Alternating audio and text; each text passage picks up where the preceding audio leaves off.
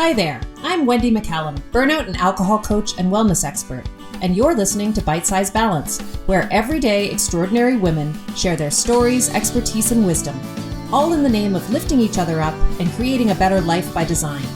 Whether it's wellness, career, relationships, food, alcohol, mindfulness, hormones, or parenting, we talk about all things women's balance.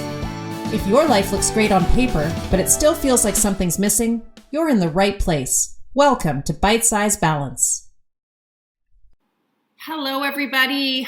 It is the middle of February when I'm recording this podcast, and I have been receiving comments and questions from people for the last few weeks around a really specific topic, which is, how do I get myself out of this funk that I feel like I'm in? We have been in this pandemic now for over 11 months. We're about to head into our kind of anniversary date here, where I'm recording from in Nova Scotia. Our first lockdown started just a couple of weeks into March of last year. So this is getting really old for all of us, and we're feeling like we're in, Groundhog Day, where the days are repeating. If you're in climate like I'm in, where it is cold and dark right now, that is adding another level of challenge to this whole thing for all of us. And I think people are just getting tired and worn down and done with all of this. And the truth is, we don't know when this is going to change. One thing we do know for sure, though, is that the seasons will change like they always do. That's one thing we can rely on, and the spring is coming. In fact, this morning, I heard when I walked out of my door to cross the driveway to get to my office, which is in a separate building from my home, I heard the spring bird call. I don't know what the bird is, but it is the bird that comes every spring and calls in a 2-note bird call, and I recognized it right away, and it gave me some hope that spring is actually coming. And that experience this morning ties into the topic that I wanted to talk about today, which is gratitude. So the question I've been receiving is basically, how do I make this better? How do I enjoy my days more? How do I get out of this funk that I'm in? And I want to talk today about one of the most powerful tools for doing exactly that.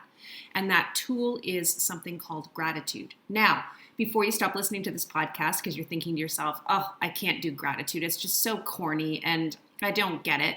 I want to tell you this story. I resisted gratitude for years and years and years. I think it must have been now well over 10 years ago that Oprah was talking about gratitude. There was a book out called The Gratitude Journal, I think, and everyone was talking about gratitude as this new kind of, wellness or mental health practice.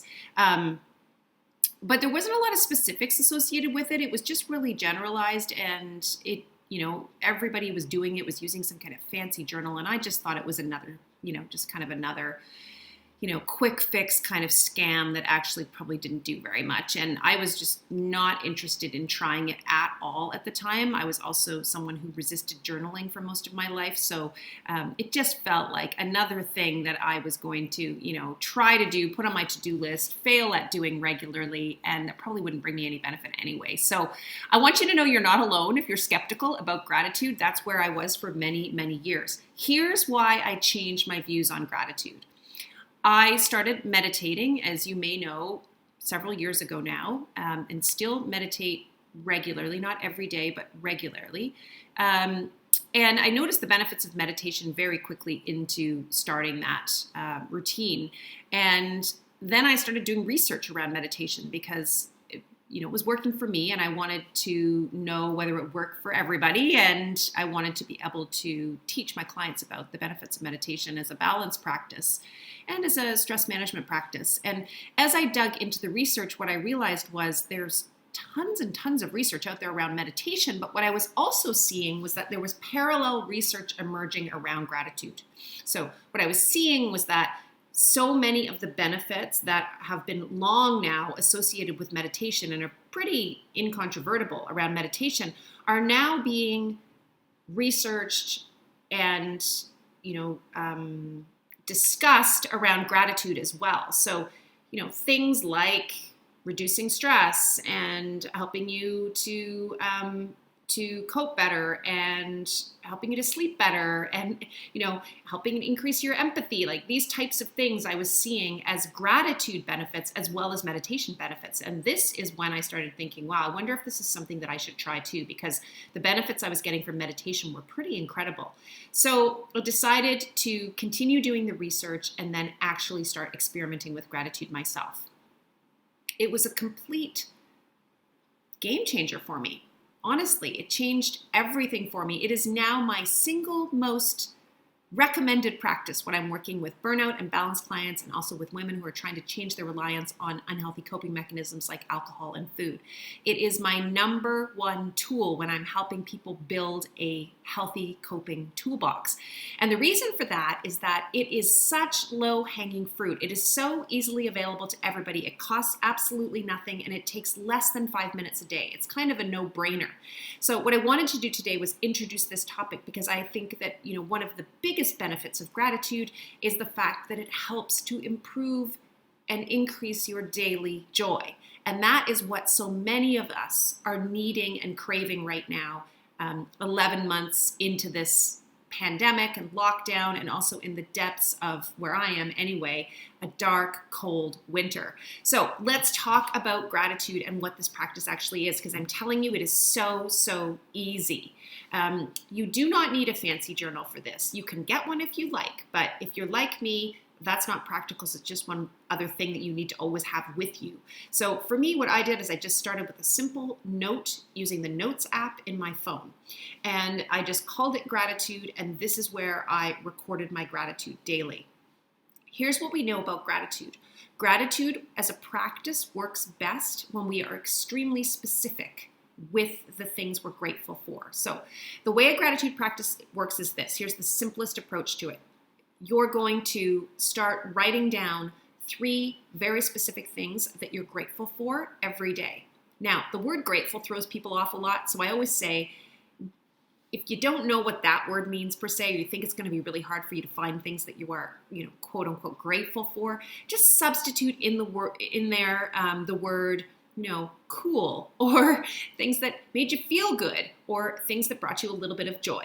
Those are all the types of things that fall into this category of gratitude. So it's just something that happens in the course of your day that makes you feel good, that you think to yourself, oh, it was kind of neat that happened, or, that you maybe just register for a moment. Well, I'm thankful that I have that. I'm thankful that I had the opportunity to experience that, or to hear that, or to have that moment. That's what we're talking about when we're talking about gratitude. And again, it has to be really specific. So what you don't want to do when you're writing down these 3 things is you don't want to write down things like, I'm grateful for my house, I'm grateful for my family, or I'm grateful for my job, because that is really big picture gratitude, and it doesn't do what we want gratitude to do in terms of reprogramming your brain. You want to get really, really specific about it, which brings me back to my opening story about the bird that I heard this morning. That is something that I am grateful for today. The fact that when I stepped out of my office door thinking, will this winter ever end? I heard the songbird that I know signals the beginning of spring. That's an example of very specific gratitude. I am also very grateful for the opportunity today that I have this podcast, and I'm able to actually talk to you guys who I think hopefully now are starting to trust me on this stuff about gratitude. And maybe, just maybe, I'll convince a few of you to try this practice out. Another example of very specific gratitude. The nice thing about specific gratitude, you guys, is that means it can be really small. We're not looking for the earth-shattering, massive celebratory events as things to write down on our gratitude list. That's not what we're looking for. We're looking for really little stuff. And the reason that's important is that the really little stuff is always around us. It's there even when, objectively we're having a horrible day, or times are just really, really tough like they are right now. These little things like that songbird this morning, or the fact that I get to talk about this on my podcast, those are things that are available to me all the time, even when life feels really, really hard. So the point of that is to say you can always find things to be grateful for in your day. So gratitude is a practice that is sustainable for life, even when things are really tough. Now, there's also another huge side benefit to that, which I'm going to talk about in a second. So again, to recap, This is how gratitude works. You need to actually record, and you do need to write it down for the first at least 30 days or so. You need to record every day 3 specific small things that you're grateful for.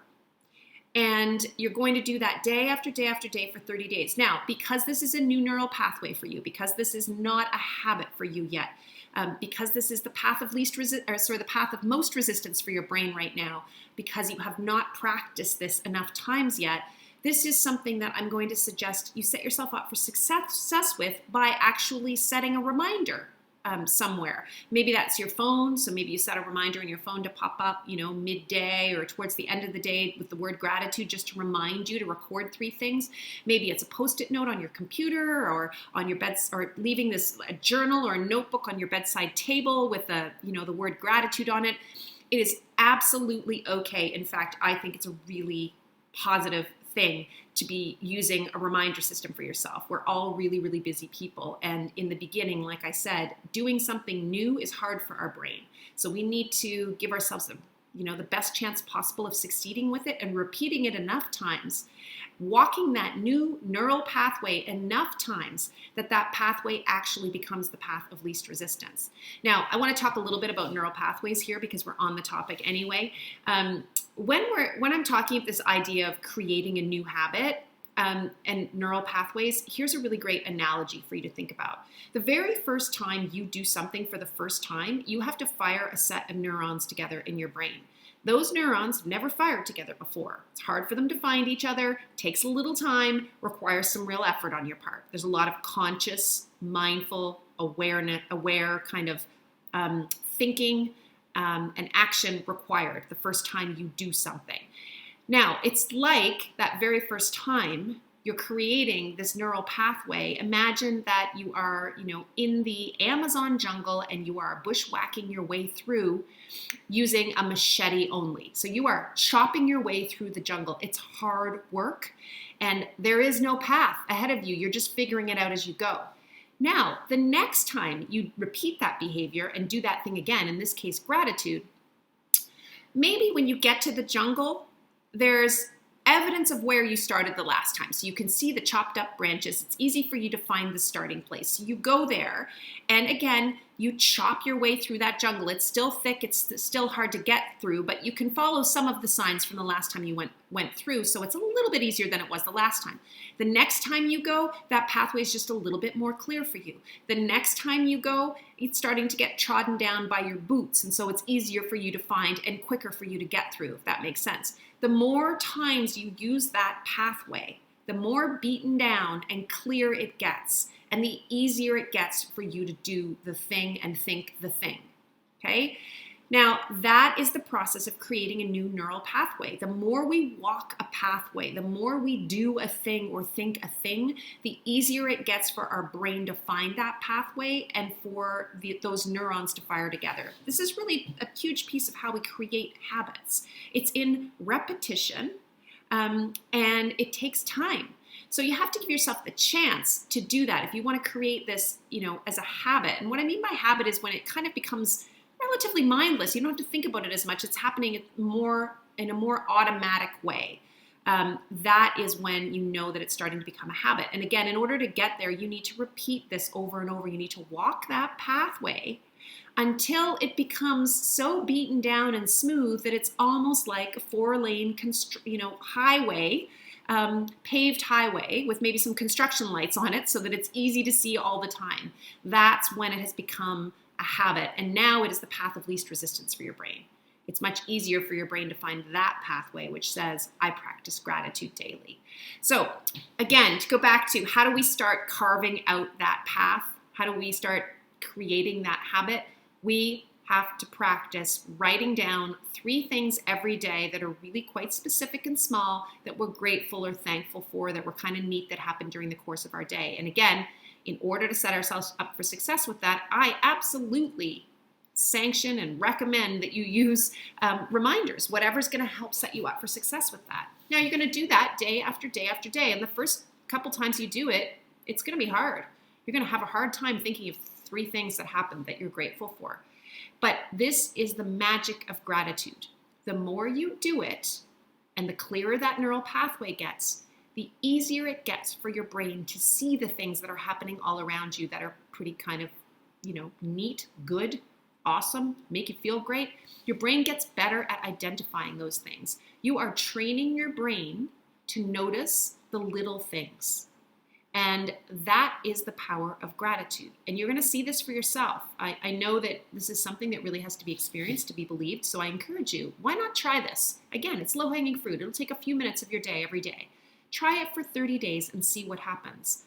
As you go forward, you're going to find it's easier and easier to find things to write down on your list. Your brain's going to start noticing them. You're going to be registering them even when you're not actively trying to practice gratitude. So just in the course of your day, like what happened to me this morning when I walked out of my door, I heard the bird and I immediately went to gratitude. Oh, thank goodness. I'm so grateful I heard that this morning. That's going to change my day because it's a great reminder for me that spring will come. This too shall pass.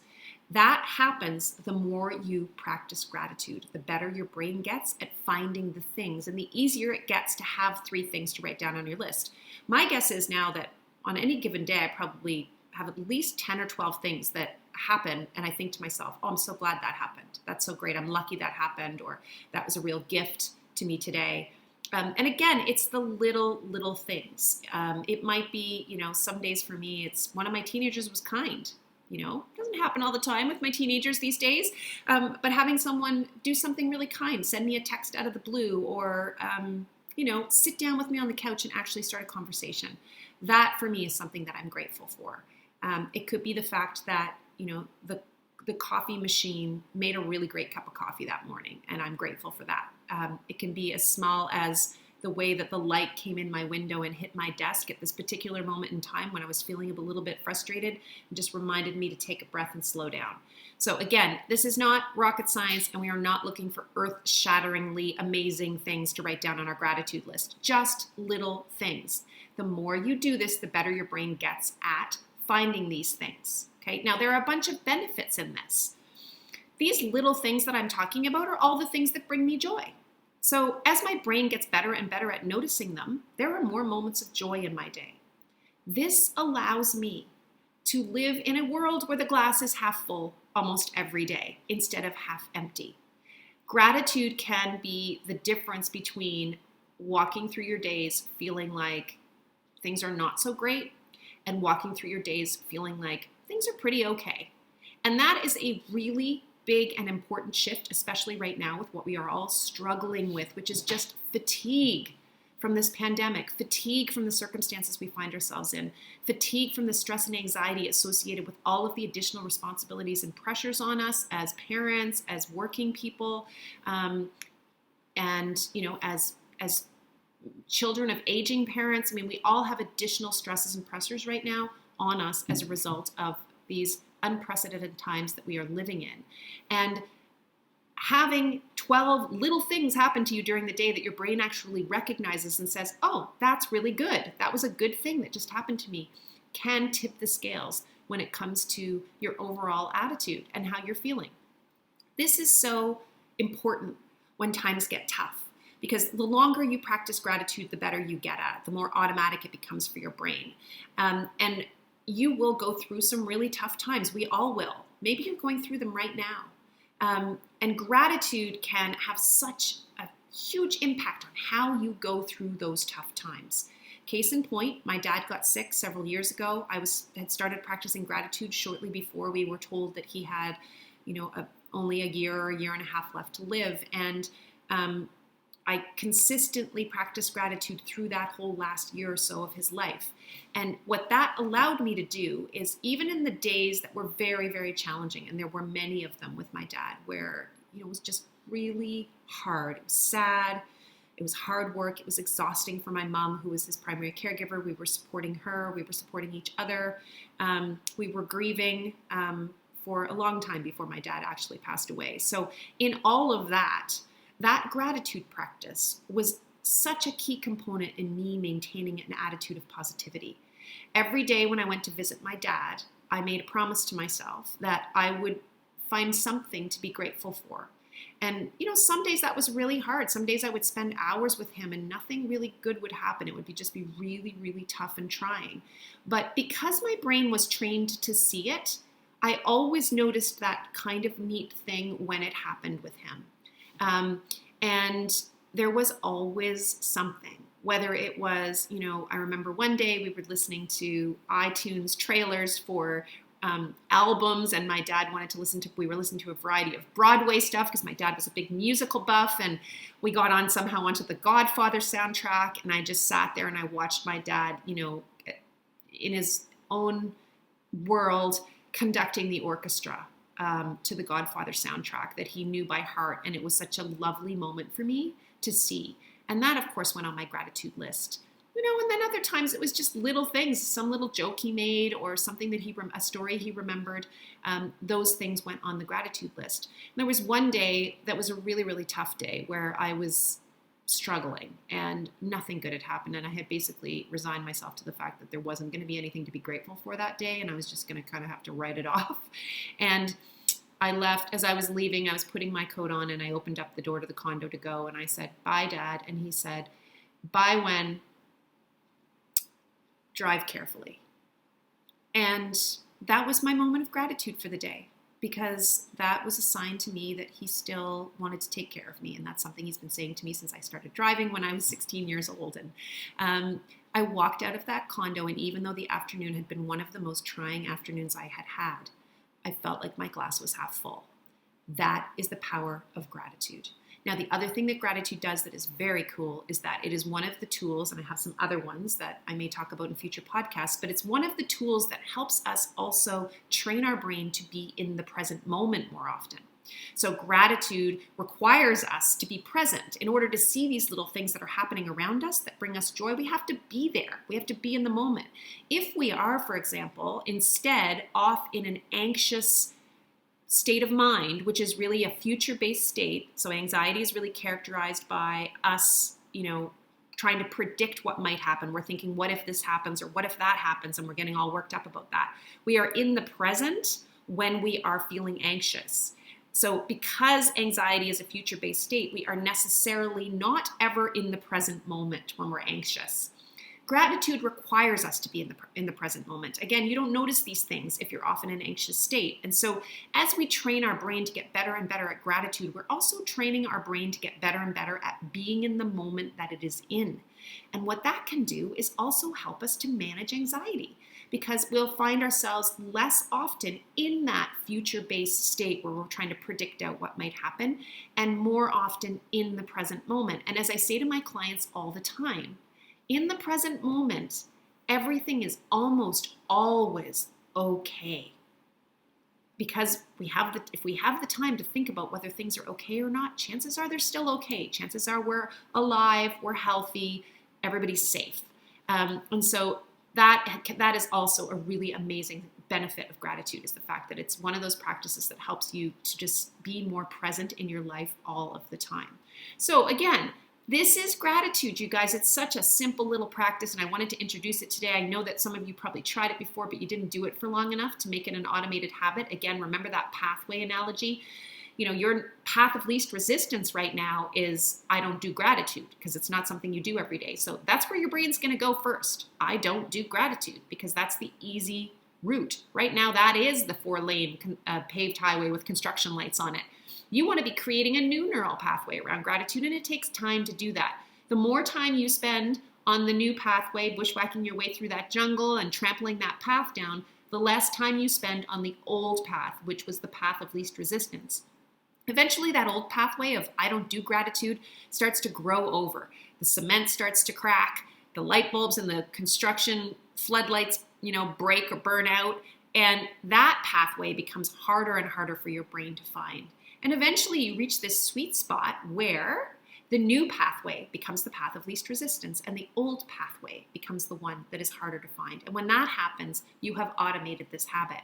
And trust me, if there's one habit that can just change everything for you, it is gratitude. So if you haven't tried it yet, I encourage you to get started today. Set up some reminders for yourself, and remember, it's just 3 little things a day that you are thankful or grateful for that happened. 3 things that made you smile, 3 things that brought you a little bit of joy. Write those down, make sure you're specific about it, and do that for 30 days. And then I would love it if you would let me know. You know, you can always send me an email at wendy@wendymccallum.com.